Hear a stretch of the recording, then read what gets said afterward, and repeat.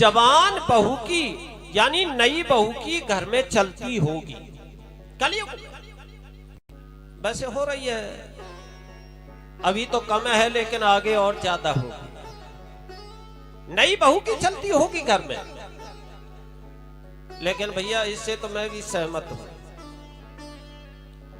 अगर नई बहू आकर के घर को सुधार ले तो अच्छी बात है, हमारे घर के काम काज को संभाल ले, घर को चला दे तो ये अच्छी बात है। लेकिन कोई बड़ा काम किया जाए अपने बुजुर्गों की सलाह अवश्य लेनी चाहिए, अपने सास ससुर की सलाह अवश्य लेनी चाहिए। और मैं तो एक ही बात कहता हूं, अगर अपने सास ससुर का जो अपमान करती है ना, उसे नरक भोगना पड़ता है, ये भी निश्चित है, उसे नरक भोगना पड़ेगा।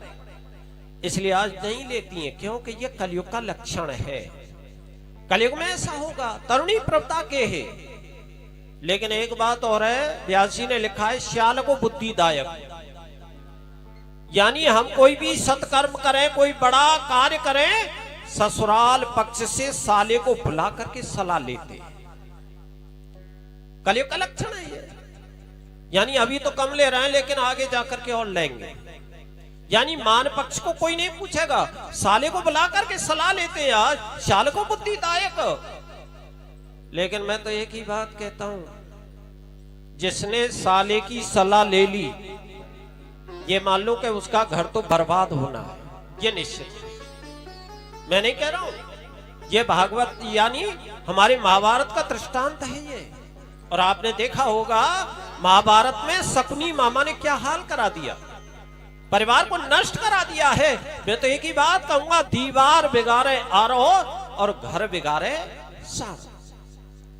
यानी दीवार में जितनी अलमारी छेकोगे उतनी कमजोर होगी। उसी प्रकार से हमारे घर में अगर साले की चलती हो गई ना, तो ये मान लो हमारा घर बर्बाद होगा, ये निश्चित है।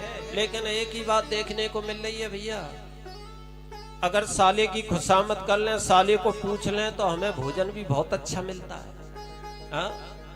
भोजन बहुत अच्छा मिलता है। अगर साले को नहीं पूछेंगे तो भोजन भी नहीं मिलेगा। लेकिन ये कलयुग का लक्षण है, ऐसा होगा।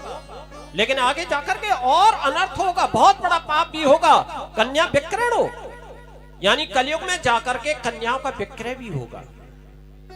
जैसे हम गाय भैंस को खरीदते हैं ना, उसी प्रकार से कन्याओं को बेचा जाएगा, धड़ेआम बेचा जाएगा। इसलिए आज क्योंकि ये कलयुग का लक्षण है। जब इतना अधर्म बढ़ गया तो सबसे पहले चिंता हुई है तो हमारे संतों को हुई है। और संत किसे कहते हैं? जो दूसरे का भला चाहता है, संत उसी का नाम है। जो दूसरे का भला चाहता है, जिसने काम क्रोध मद लोभ मोह मत्सर इन पर विजय प्राप्त कर रखी है, उसी का नाम संत है। आज सभी संत बैठे हुए